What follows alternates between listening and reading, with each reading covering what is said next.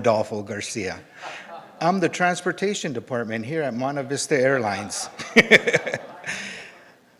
So many, many moons ago, our mother came from Cali, Colombia, to the United States, and we arrived in California. She brought two children with her, my older brother Enrique. Actually, I was left in Colombia. She went back for me. Gustavo Alberto Garcia was actually born here in the United States. So there's three of us from Hilda Garcia. His early influences, I believe, for me and him, and possibly all of us growing up through the years, as being children here growing up, kind of living a dual culture, were things that we saw on TV artistically. You know, growing up, Mad Magazine, comic books, Star Wars. As kids, we had a joyful childhood here and a lot of inspiration. My mother is quite an artist herself. She's a painter, a poet, a writer, and very, very well talented. So I believe he drew a lot of inspiration from her, and to this day also. So Gustavo grew up with, I guess, a lot of good influences artistically and through the family, and musically too. He grew up and then went to high school at Don Bosco Tech. And from there, he left our family and went to Massachusetts, right? And he went to Hampshire College. So he could tell you a little bit about that. So from there, you know, he graduated and returned and has worked in the arts most of his career. So, Mr. Gustavo Alberto Garcia.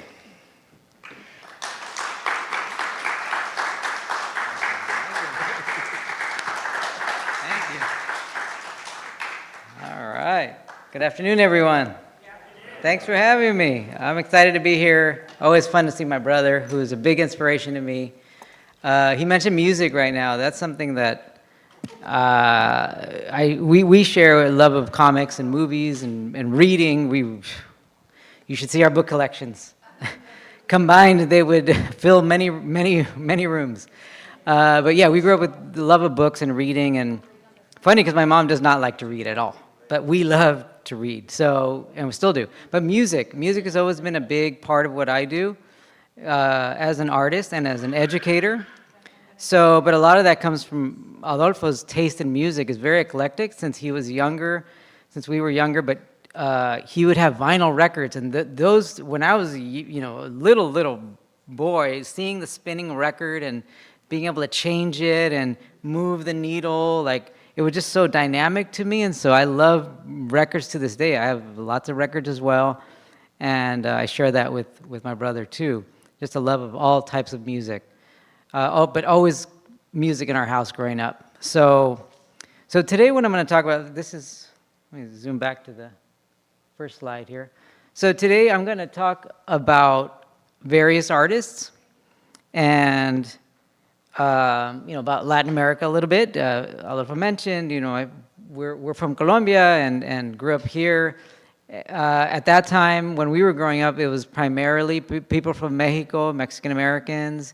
But then now it's, Los Angeles is home to many people from all over Latin America. So I you all probably already know this, but just the term Latin America, Latin being the language that connects Spanish to Portuguese, right, to French. So Latin, just these regions in throughout anything south of the United States, right? So Mexico, Cuba, Brazil, Haiti, Colombia. I throw Jamaica in there too, although they speak English there, but it's Caribbean country, so it's a lot of connections that are, especially in Colombia, to Jamaica culture, Caribbean culture. So that fusion of the African, the indigenous, and the European creates to me a dynamism of just visual languages and of course sonic music languages, and the poetry I think is very unique to Latin America. It's different than Spanish poetry from Spain. So there's all of this, I just call them just different approaches to making art that come out of that unique, tragic, but beautiful history that we have in the Americas. So we're going to look at some of the different examples of that. So starting with me. So I wanted to hand this around. It's one of the book projects I did. I don't have it on the screen, but I brought a copy so you all could look at and just enjoy. I do a lot of Photoshop, so it's photo-based digital work. So I'm taking photographs in the world and then I'm manipulating them with this program called Photoshop. So at the back you'll see the titles, and the concept is that I'm in space, I'm traveling in space, back to science fiction and reading, and I'm beaming these images to Earth. So that's the concept. And then I brought a flyer that I do have, if you all are curious, there's flyers in the back. You can take one with you today of a different book project.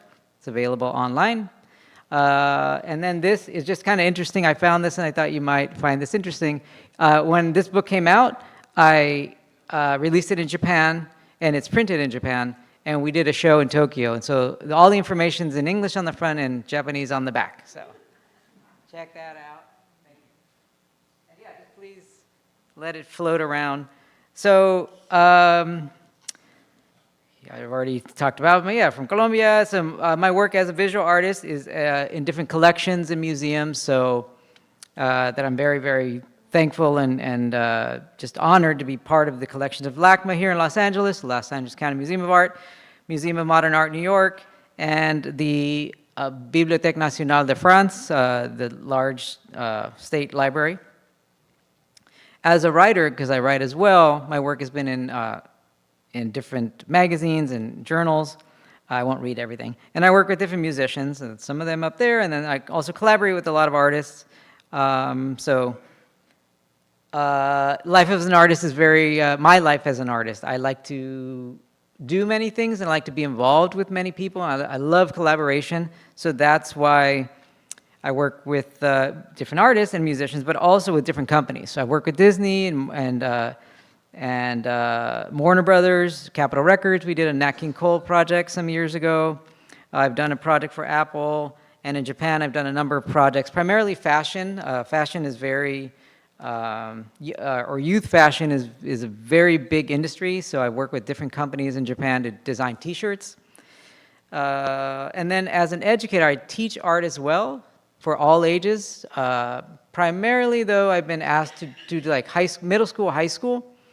I do some college work too, but there's a big need in Los Angeles for middle school and high school guest, because I don't work in a school for the school. I work for different nonprofits or museums, so I travel to different schools and I teach art, multimedia art. So it could be painting, photography, film, filmmaking using the iPad.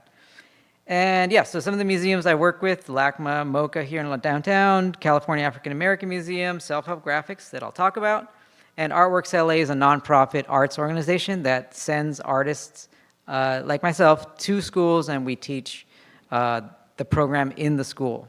So I love doing this work. I love teaching as well. I just love talking about art, and as you'll see today, there's all kinds of art that is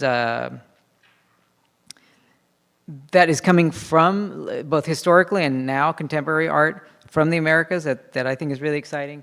And I just love sharing. So there'll be time for questions at the end if you have any questions about what I do or the art that I'll talk about. So I'll keep going. All right, so about me. I first started, and I first thought when I went to Hampshire College that my brother mentioned, in Amherst, Massachusetts is the name of the town. Went from Los Angeles, city of millions, to a small town of, I don't know, 20,000, I don't know. The town itself is very small, but there's a university there, UMass Amherst, and then there's these small colleges in the outskirts, and I went to one in the outskirts, in the woods, called Hampshire College. So I studied photography and film and filmmaking and writing, but I thought I was gonna be more in like cinematography, But the more I started making, the more I started realizing why my work has started to get more abstract. So something like this is an abstraction of a photograph I took of lights, but I start just shaping it and doing different things with the image that I took using the computer. So that's primarily what I do and what you'll see in that book, Interstellar Transmissions. So this is actually was a plant.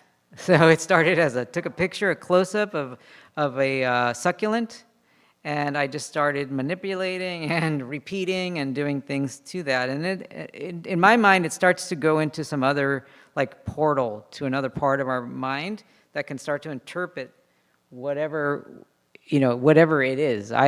Things like this I don't give a name, so I just let it, just untitled, just let it, whatever the audience, whatever you see is perfect, is what it is for you. So I love making that kind of work. I've been working a lot with my mom, Hilda Garcia, and so sometimes I take her drawings, which are in white, the lines, not in white, well, the thin white. So it's these lines back there, not these thicker lines, but that kind of cross-hatching. So my mom does these abstract. My mom does abstract drawings sometimes. So I like taking her drawings and I ask her, can I use it? And then I manipulate it with my photograph of, those are also plants. But I've manipulated the colors and I've abstracted it, so I'm putting them together. And then the title is one of my favorite songs and one of her favorite songs by a Cuban singer, Celia Cruz, she's known as the queen of salsa music. Yes, salsa music. And so we grew up with that in our house, my brother and I. And so to us, Celia is the queen. So this was like one of her song titles. I just put that on there just as a tribute to my mom and to Celia. And then what I've been doing lately, this is brand new stuff, never before seen before you tonight. She did a drawing of a drum, of a conga drum, right? The conga drum is the tall drum, right? And it's a single drum, right? It comes from African origins. But she did this drawing because we did another project about music. So I used it for that. But then I was like, what if I took that and I took it to AI and then I described that I want this drawing to look like a metal sculpture.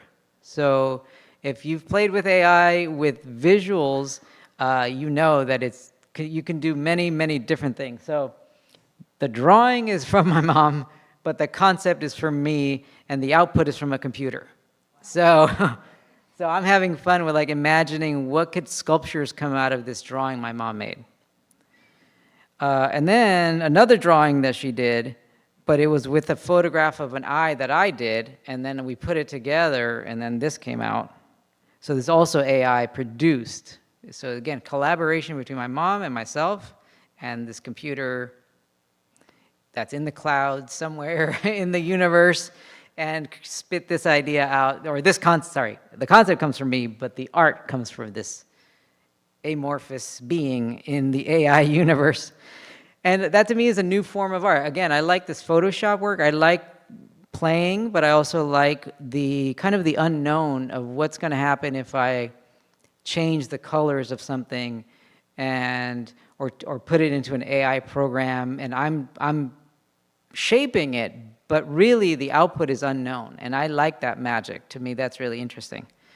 So I've been doing that with my mom. I have her permission, although she sometimes looks at that and she's like, I don't know what you're doing, but that's cool. Okay, so now let me get into, so my mom also loves photography, although this is not my mom's photography.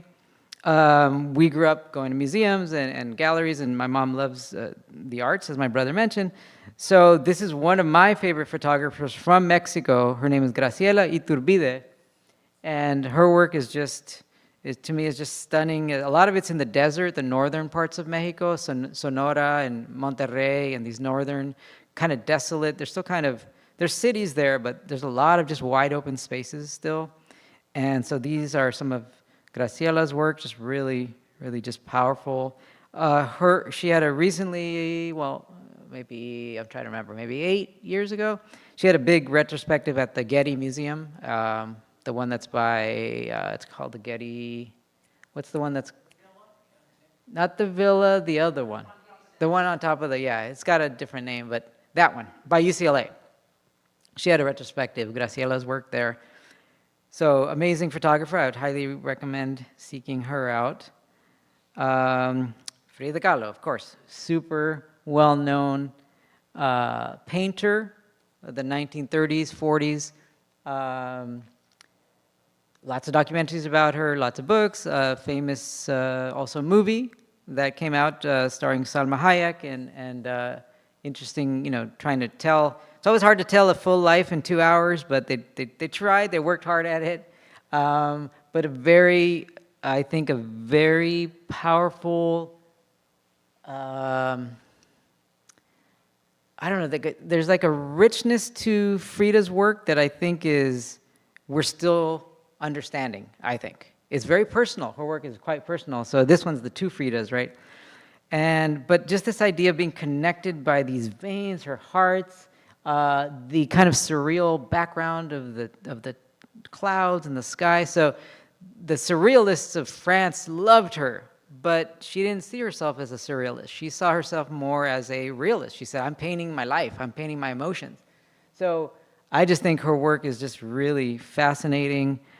Each painting that she's created, I think, can be studied and deciphered.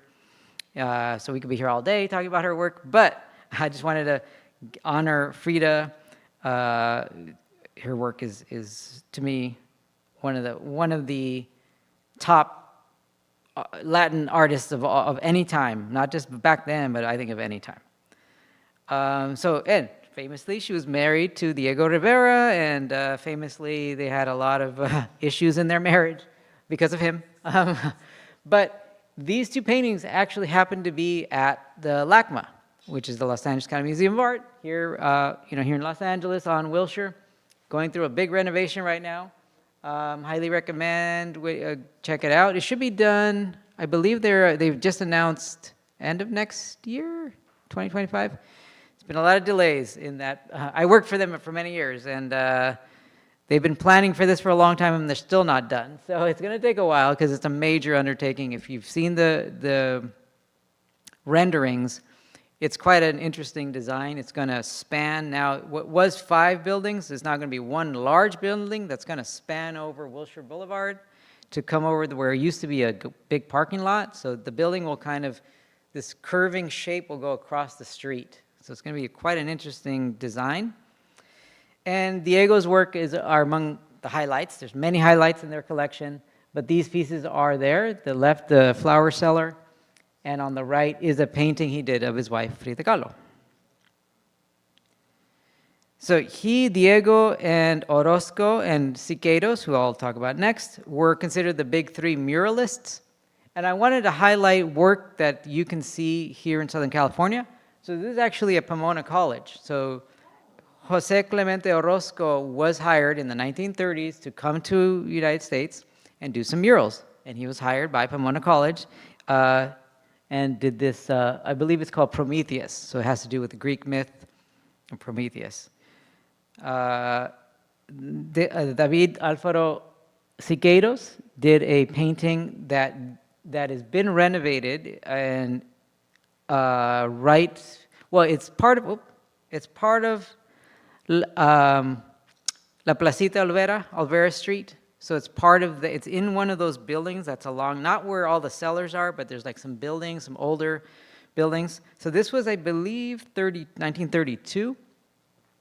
And it was very controversial. So controversial that when he painted it, very quickly, it got banned and it got covered over. Because as you can tell, it is an indigenous person being crucified. So he was thinking about the history of Mexico, but of all of the Americas, the indigenous people that were here before and how they were treated.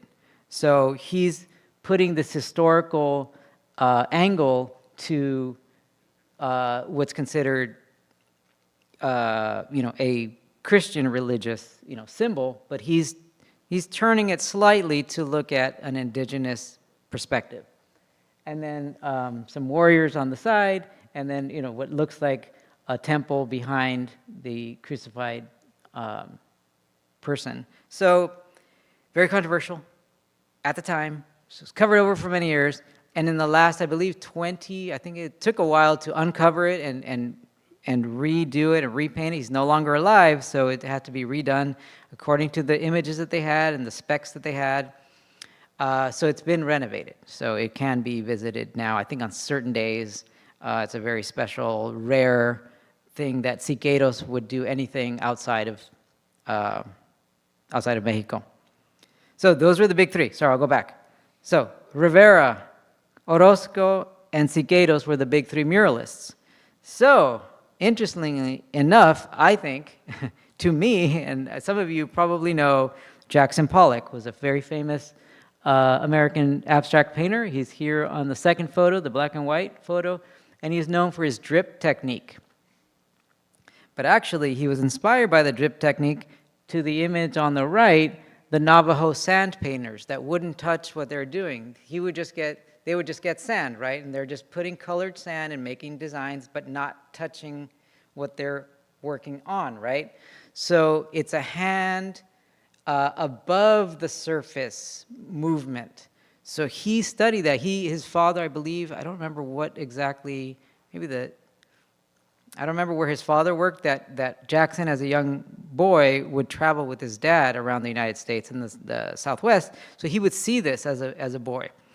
But he also, when he was in New York, Jackson Pollock, and I'm putting these images on the right, because he took classes with Siqueiros and Orozco in New York City. So he was also inspired by their colors, their richness, and their style, not necessarily their subject matter, but he was just into this graphic style. So this is actually, the circular drawing is something that Jackson Pollock did, but I put this Orozco next to it, so you can see like the colors that he was absorbing and just thinking about the colors, the ways that Orozco was using color over here, and Siqueiros, and so he's making his own. One of his first drawings is this.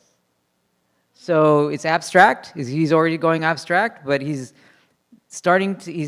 using or developing from their colors and their shapes into his own form, which he then explodes and starts making these large-scale abstract drip paintings. So that, to me, when I found that out, that to me like expanded how art can have this through line, and it doesn't have to be, oh, well, you're not Mexican, or you're not Native American. No, it's just art is a language that we all are talking, right? We're talking about like music, right? It's just international. So I love that, and he loved jazz music, and I love jazz music. So there's all these connections I started making to Jackson Pollock's work. And again, to me, one of the greatest artists of any time, I think, is Jackson Pollock, because he developed his own language and a way to talk about. There's a great film that shows him painting, and then the camera's underneath a glass table, and you see how he's doing it and layering basically on top of the camera, right? So you're seeing how he's doing it, and then he's talking while he's doing it, and so it's a really great documentary, short film about his style. But there was a lot behind it. He's coming with a lot of energy and thought and history in what he's doing, even though it's abstract. So that, again, very inspiring to me. This is another artist, American artist, in recent years. This is in the 1980s, Jean-Michel Basquiat. Also a great film biography I would recommend, called Basquiat. If you see it, it's quite an interesting film trying to tell the story of his life, again, in 2 hours, really hard, but I would recommend it. So to me, what's interesting about Basquiat is that he was born in New York. His father was Haitian and his mother was Puerto Rican. So he is developing his own language, again, as a visual language. But growing up here, like my brother said, like we're growing up with comic books and music and movies. So you'll see a lot of that in Basquiat's work. So Thor, God of Thunder, right? In the Norse mythology. X-Men, X-MN. The S, Superman. Let me go down here. And then there's this quote that he would put sometimes: most kings get their head cut off. Oh, cut off. So he's thinking about history. Up here, Cherokee, famous song by, or made famous by Charlie Parker, the jazz alto saxophone player. And then down here, really hard to see, but I like always pointing this out, Marvel Comics. So he's doing all this like coded language, like this, all this like language and drawing and scratched out, and it's very, it's called abstract expressionism as a term, but even that term doesn't really say what it is, because there's words and logos and, right, there's a crown, and so there's a lot to what he does that I think is speaking and saying a lot about living in cities, living in this multicultural America, or just the world itself. And I think he's putting it all in his work. So this is one of his famous paintings, and there's a whole book written just about this painting, because this was in, I believe it was 86, and it was unfortunately still happening these days, today, young African-American man killed by the police thinking he had a weapon, and he didn't have a weapon. So, and he was just not doing anything criminal, but they thought he was the criminal that they were after, and he was killed by the police. So this painting kind of caused a stir, because Basquiat at that point was well known, and he was bringing these real things into the gallery setting, the museum setting, and talking about these things. So this painting, like I said, there's a lot has been written about it, but in particular, I saw recently there's an entire volume of essays just discussing this painting. Okay, so now I want to move into Self-Help Graphics, which is, as I mentioned, an art nonprofit that I work with occasionally here in Los Angeles as an educator and an artist. And there is an artist called Shizu Saldamando, who herself, she is half Japanese American, Nisei, meaning second generation, her mom's second generation, and her dad is Mexican. So Shizu is a little bit younger than me, I imagine. I haven't asked her age, but given her background, she combines the things that she grew up with. So she grew up with punk music. So this is her drawing in pen, ballpoint pen, of a famous punk singer, Alice Bagg. And Self-Help Graphics, as you could see here on the left, is their logo that she did. They do an annual, Dia de los Muertos. So in 2016, Alice Bagg, the singer, the punk rock singer, performed, along with Chulita Vinyl Club, which is a group of women, Chicana women, Mexican-American women DJs. So they played, but the art is made by Shizu. But again, she has her own style of just pen on paper. And very, very super detailed, excellent artist. Another amazing painter, Miguel Angel Reyes. This is a portrait of, you may recognize him, Edward James Olmos, from the movie, from the character when he played in Zoot Suit. Yeah, which is a movie from 82. I think the movie came out in 82, but the play was like 1978, and it was a big hit, and so they made a movie out of it. The filmmaker was the playwright, Luis Valdez, who went on to do La Bamba, which was a massive hit. So it was that same film director and writer. And Edward James Olmos, in Zoot Suit, the play and the movie, he plays this kind of spirit of the Zoot Suit, the character, the Pachuco, who's this in the story is this kind of a trickster, but he's also the storyteller, the narrator of the story that you're following, of the young. It was based on a real story of young Mexican-American men and some young girls that were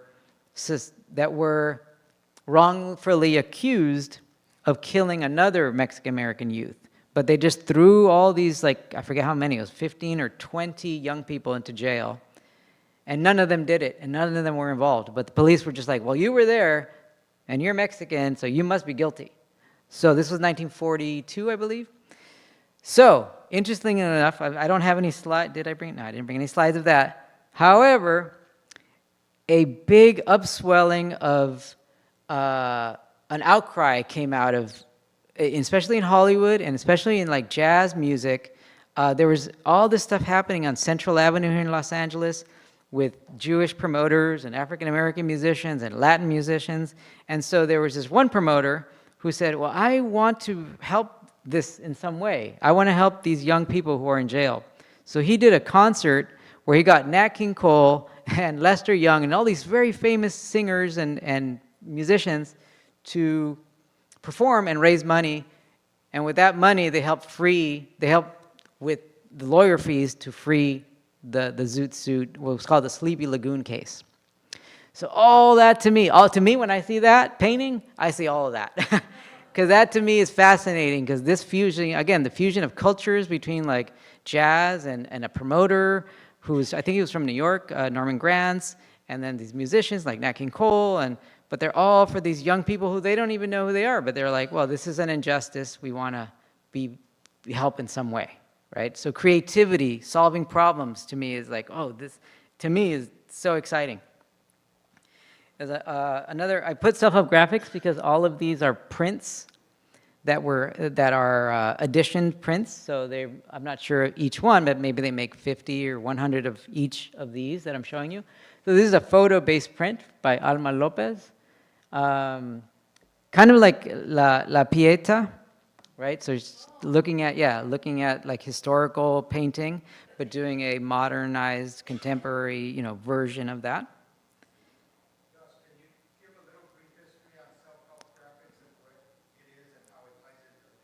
Oh, thank you. Yes, I glossed over that.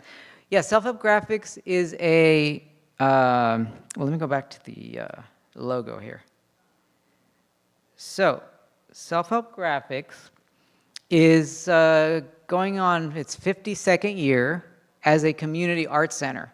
And they started in East Los Angeles, right off of what used to be called Brooklyn Avenue.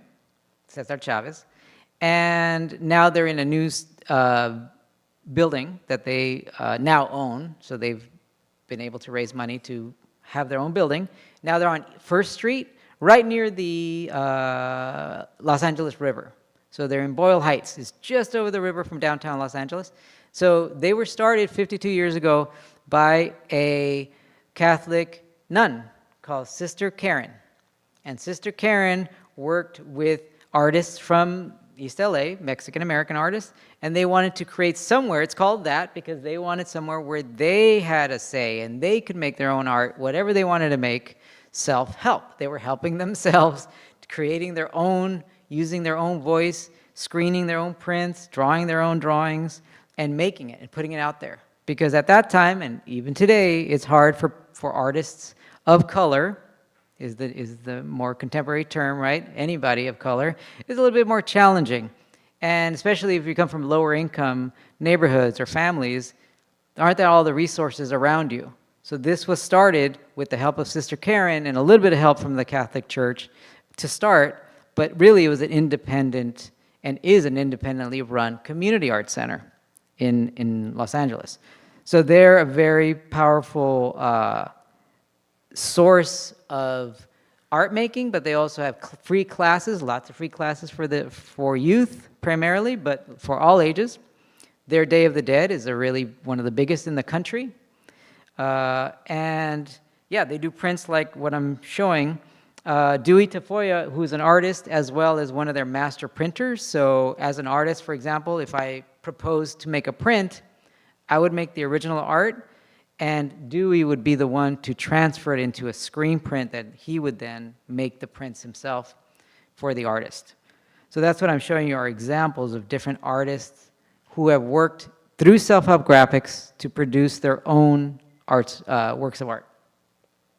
So this is Yaneli Delgado. She is actually, well, she is an artist, and she's also a high school art teacher, which I found out recently.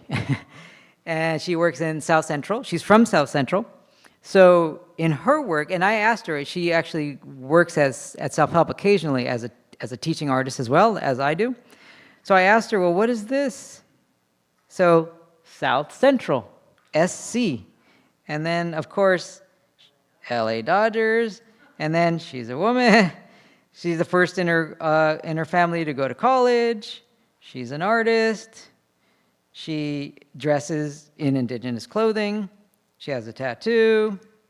So she wanted to put all these things that represent her around her heritage, her both historically, but also more recently being from Los Angeles and going to college and things like that. So this piece to her is like, this is her self-portrait. Can I ask a quick question? Yes.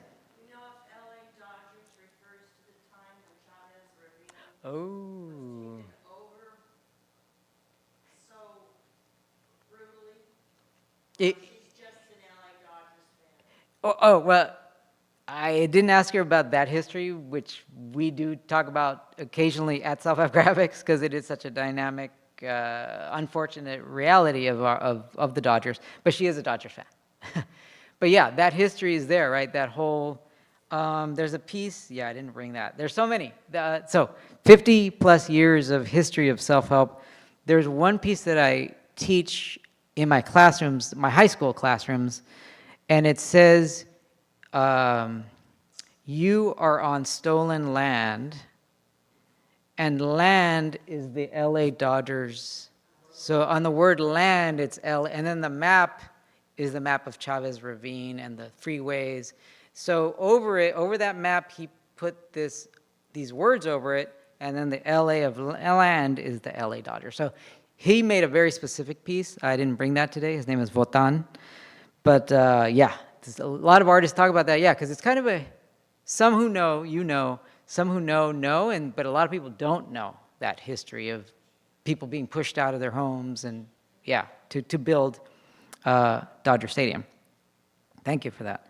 Well, but it's great. You opened up for questions. So I just put these questions up here, but I want to put it out there if there's any questions about anything I've talked about. We have a few minutes. Anything I've talked about or anything I do, feel free to raise your hand. And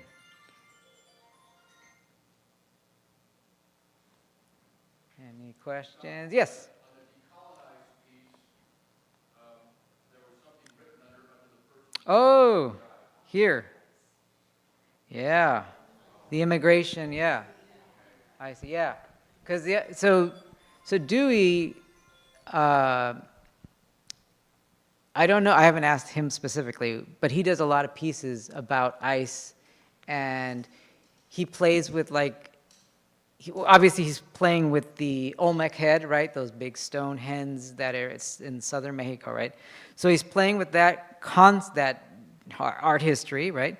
But he's putting in the lettering he's choosing to do is also something is very specific because he's doing it in kind of a cholo lettering, right? Kind of an East LA gang style lettering.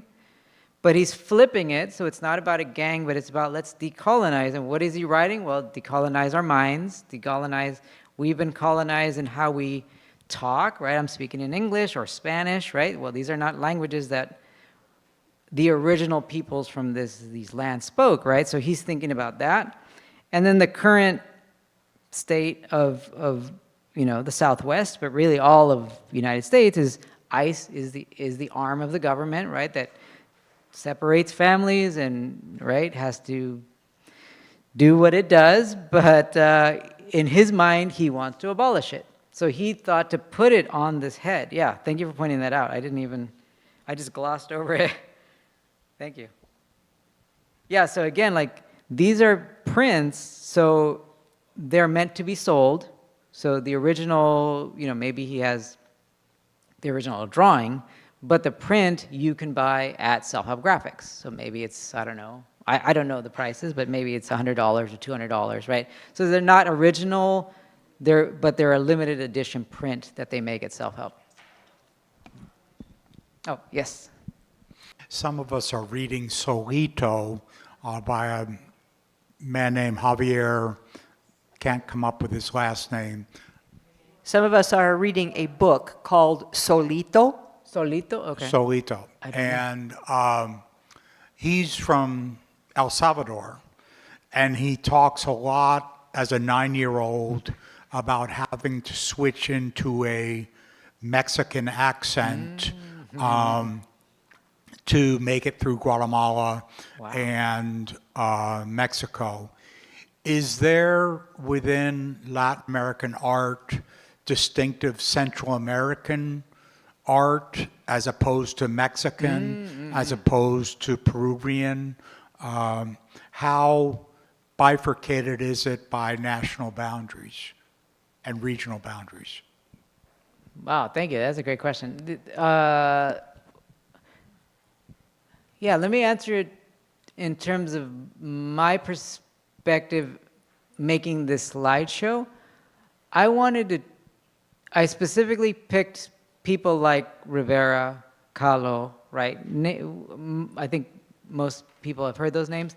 And then I wanted to connect it to like Jackson Pollock, because that has to do with modern, art history.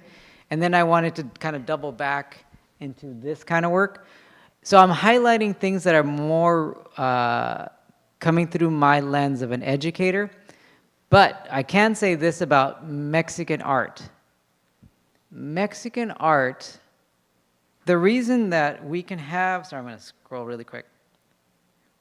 The reason we have things like this here, this is in Pomona, but is because Mexico really funded a lot of artists. They funded Rivera to do amazing murals in the Bellas Artes, which is one of their big buildings in the center of the Mexican capital. Like, they hired art. Like, that's kind of hard for me to believe that a government would hire an artist, pay them quite well, right, to do these amazing murals. And the same thing with Siqueiros and Orozco. They did, Orozco did the ceiling of this one museum in Guadalajara called Hospicios Cabañas. The entire ceiling of like this massive structure. Like, so there was a lot of government support. So the reason I'm talking about these artists because I'm giving like entryways to people, not just yourselves, but I also, when I teach, I like to talk about that. But also, like, again, I double back to more contemporary things like here. But yeah, there are artists in Costa Rica, of course, in Panama and things like that. But I'm trying to like hit highlights within an hour. So I'm trying to like give little, and I give myself as a Colombian way over here. And then Basquiat's Puerto Rican, he's over here. So I'm trying to like hit these little marks. But yeah, that's why I wanted to start with saying Latin America is big. And so there's Cuban artists. There's a big Cuban assemblage art movement, right, of found objects. There is in Peru, well, of course, lots of indigenous art and artists like in Brazil and Peru who are, maybe my age and younger, who are taking indigenous approaches and making contemporary art using those, maybe those techniques or those materials, right, fabrics. I'm thinking of Ernesto Neto, who does these hanging fabric sculptural they're kind of weird looking, kind of spacey looking, but they're all just fabrics, but he's using it based on indigenous Brazilian techniques. We have So, a question here. thank you. What do you find most satisfying in your teaching of this art in schools? Ooh. Well, thank you. That's a great question. Well, the way I teach, maybe I'll explain how I teach. I teach an opening of the creative self. I believe everyone's creative. I believe just, artists happen to want to choose and live this lifestyle. Not an easy one, but we choose it. But everyone's creative. We're all making creative choices all the time. The clothes we wear, the patterns that we choose to buy, and our shoes, and the way we cook, and right. So the way we arrange our rooms, our homes. So we're being creative all the time. And to me, the way I teach is unlocking. So I would, for example, if I showed this piece of art, maybe it's a self-portrait or a portraiture class, but I would allow the student to create a portrait in a form that they feel they can access. So I may show them a little bit of how do you draw, but like a shape, but I don't draw like this. I can't. It's just not in me to do this kind of skilled details. But I like allowing young people to find their voice, and so the most satisfying to me is seeing them say to me, "That's art. I could do that." Exactly my point. So let's do it. So to me, what it gets me really happy is like seeing young people like stripping paint and throwing paint. And I could do this. Yes, you can. You want some more paper? You want some more markers? That's what I love. I love that kind of energy, because then you see like, oh, whoa, I made something. And that to me is the magic. Like, you didn't know coming into this room today. Well, today you didn't know what I was going to talk about so much. So I hopefully surprised you. But when we're making art, like when I'm teaching, they're surprised at the end of the day. Like, I didn't know I could do that. Yeah, and tomorrow you could do something else, right? Even if I'm not here. So it's kind of that unlocking. That's what makes me really happy. Gustavo, we are so grateful for your presentation this afternoon, and you've stimulated our minds and our hearts. Thank you so very, very much. Thank you for having me. Beautiful pieces, yeah. Just as a reminder, there's a postcard on the back table on your way out to grab that will highlight some of Gustavo's work and how you can connect with that. And the 2 books that were passed around, can we make sure that those get to the back table as well? And but those are for Monte Vista. Please keep Okay, them. thank you. Thank you so much. Thank you for that gift, yeah. Yeah.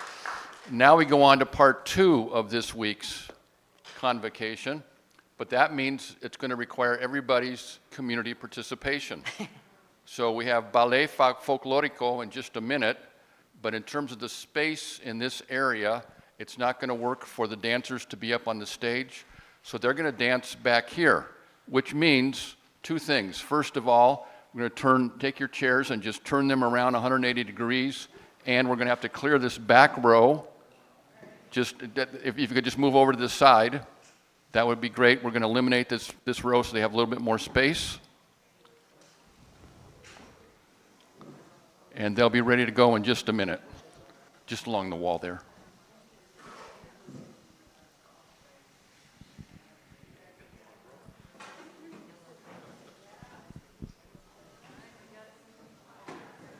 You take it from here, and then you'll wrap it up, and at the end, I'll just announce next week when you're all done. Okay. At the end. Well, folks, thank you so much for doing this yourselves. We've got some help available.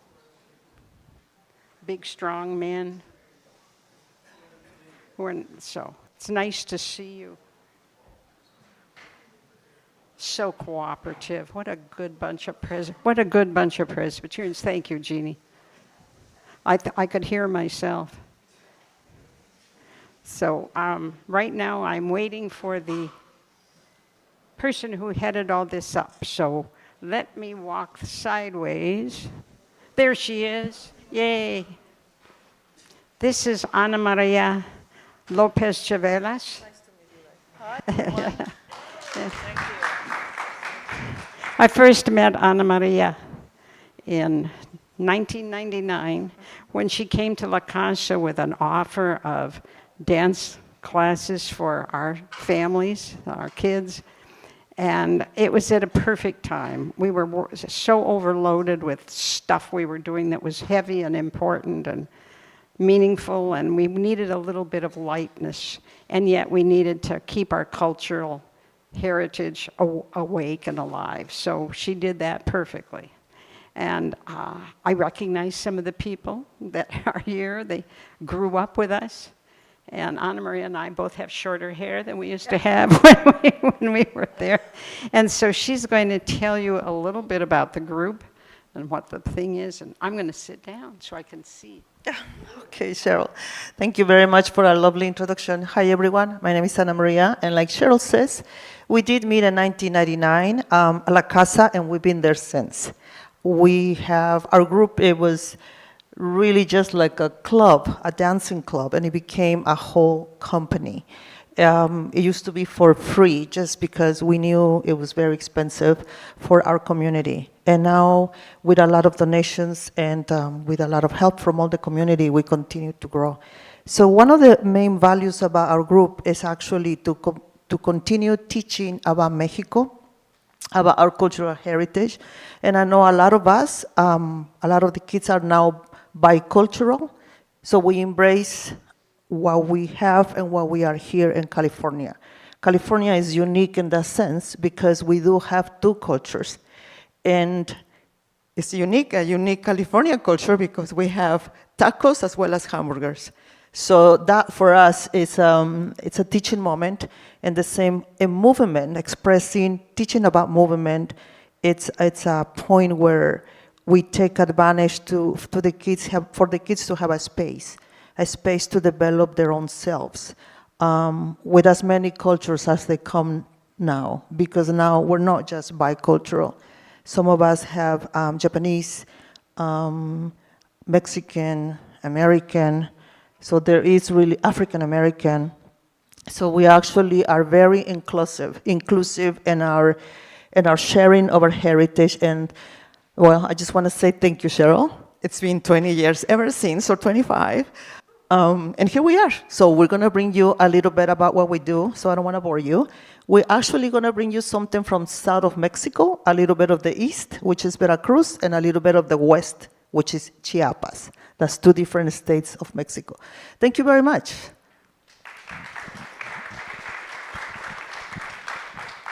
And I forgot to tell you all about Ana Maria, but it's going to be written down and you can see it. Well, her things.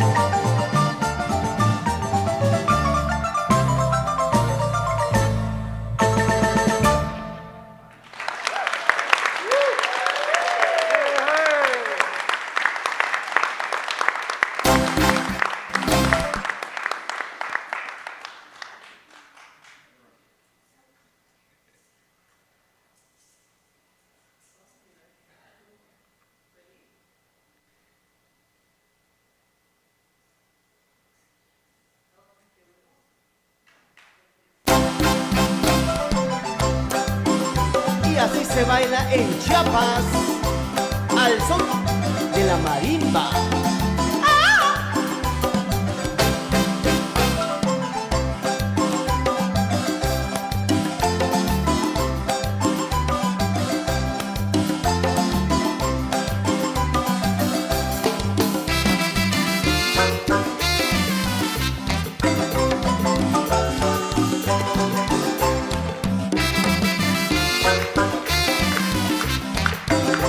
¡Zapatellale, primo!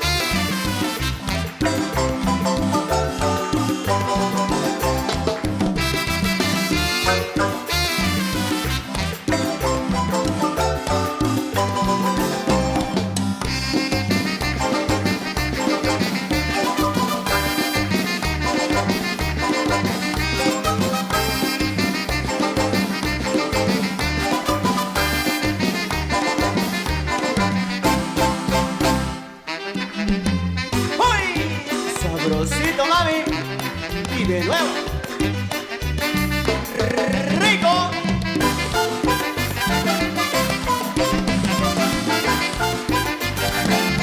Con sabor a Chiapas.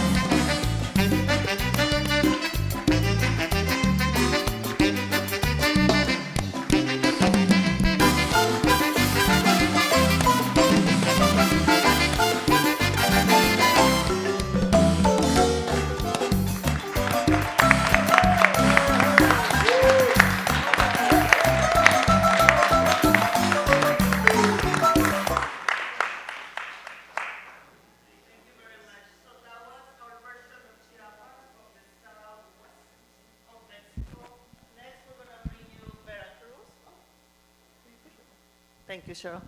This was our version of Chiapas, the south west side of Mexico. So now we're going to bring you Veracruz.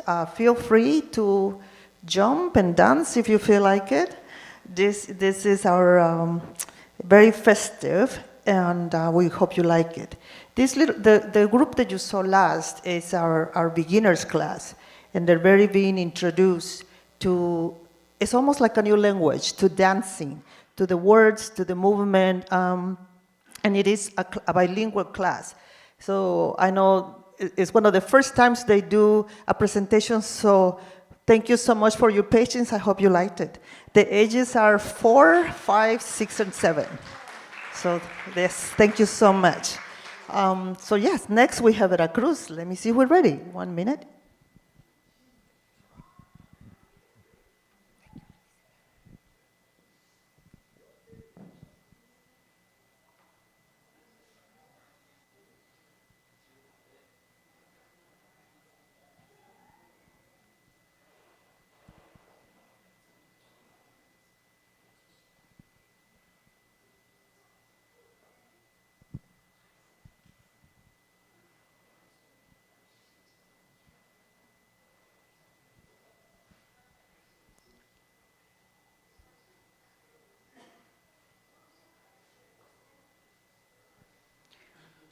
While that's getting ready, the rest of it, I want to thank all the parents in this group who took off work or took off work a little early or switched shifts with people so that they could participate, because we've got more dads in there and more people helping.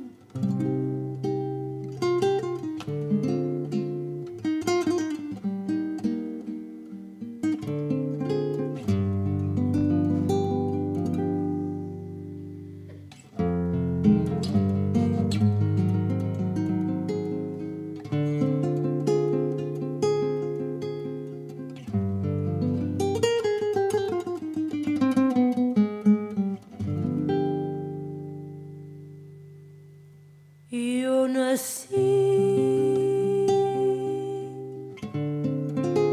con la luna de plata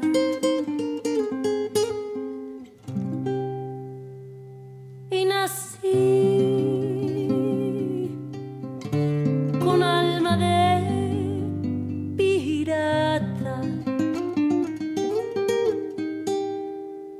He nacido rumbero, jarocho, trovador de veras.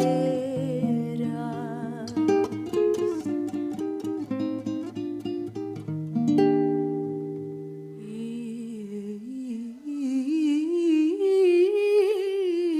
me fui.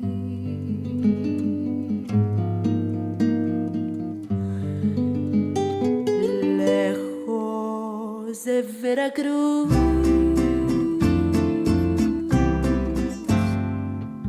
Veracruz, rinconcito donde hacen su nido las olas del mar. Veracruz, pedacito de patria que sabe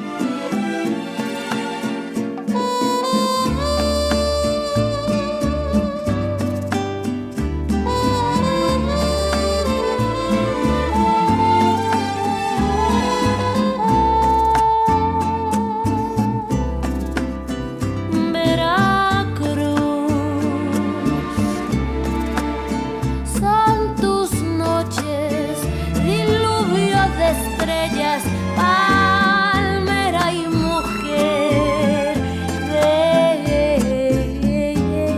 la cruz, vibra en mi ser. Algún día hasta tus playas lejanas tendré que volver.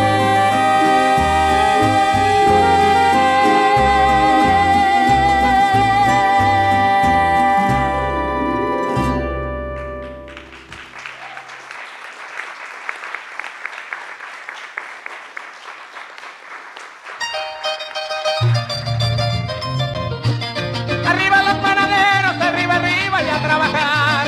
Arriba los panaderos, arriba, arriba y a trabajar. Que me toquen el collage, que lo quiero ver bailar. Amada Margarita, mujer de Nicolás, quería que yo comiera tamales de Alcatraz. Amada Margarita, mujer de Nicolás, quería que yo comiera tamales de Alcatraz. Colás, Colás, Colás y Nicolás, mucho que te quiero y el trabajo que me das. Si quieres, si puedes, si no tú me dirás. Ay, qué bonito baila la mujer de Nicolás. ¡Ah, pariente! ¡Qué buen caballo tiene mi amigo Nicolás! Camina para adelante, camina para atrás. ¡Qué buen caballo tiene mi amigo Nicolás! Camina para adelante, camina para atrás. Colás, Colás, Colás y Nicolás, lo mucho que te quiero y el trabajo que me das. Si quieres, si puedes, si no tú me dirás. Ay, qué bonito baila la mujer de Nicolás.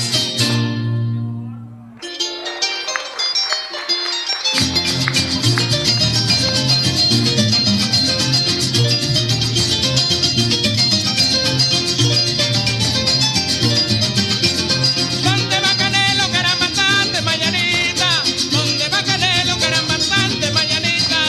A buscar lechuga, canelo para mi chinita.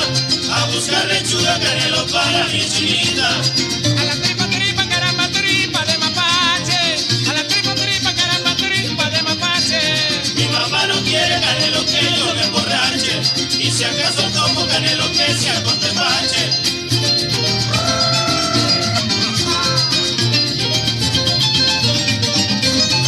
A la tripa, caramba, tripa de cochino. A la tripa, caramba, tripa de cochino. Mi mamá no quiere canelo que yo tome vino. Y si acaso tomo canelo que sea del más fino.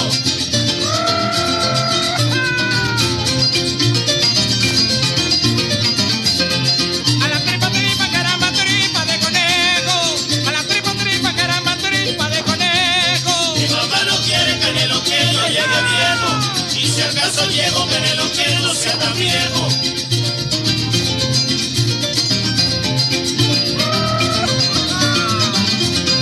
A la tripa, caramba, tripa de venado. A la tripa, caramba, tripa de venado. Mi mamá no quiere canelo que coma pescado. Y si acaso como canelo que sea bacalao. Y si acaso como canelo que sea bacalao.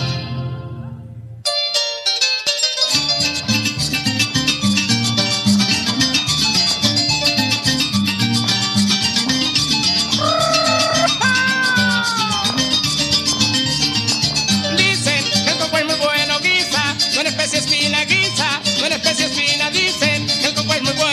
Pero yo digo que no, que es más. Buena la gallina que es más. Buena la gallina, pero yo digo que no, coco. De que se rendido, que adore constante. Huele en pajarillo, huele en vigilante. Si la piedra es dura, tú eres un diamante. Donde no ha podido mi amor ablandarte. Si te hago un cariño, me haces un desprecio. Luego vas diciendo que mi amor es necio, coco.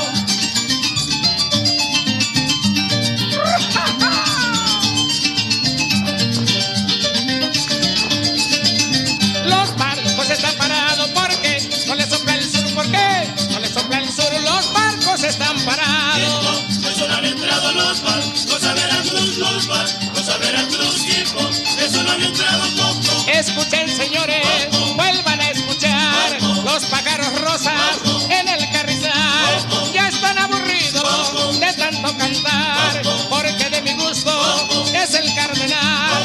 La quebranta huesos viene desde lejos a tomar distancia de sus huesos viejos. Ya se van las aguas y dejan elote, calabazas tiernas y chilacayote, coco.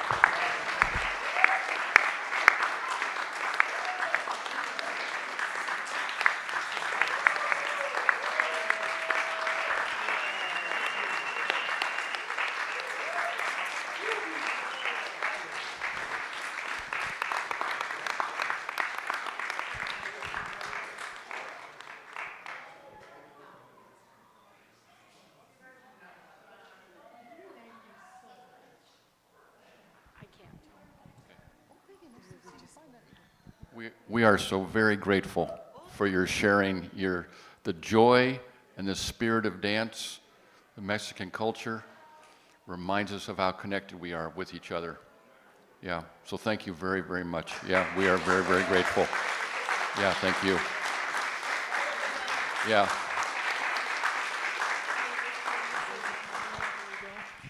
Before we leave, thank you all so much for supporting the Diversity Committee. And would you all stand who are on the committee and Cheryl was an ad hoc member. Cheryl was a great contact person for this.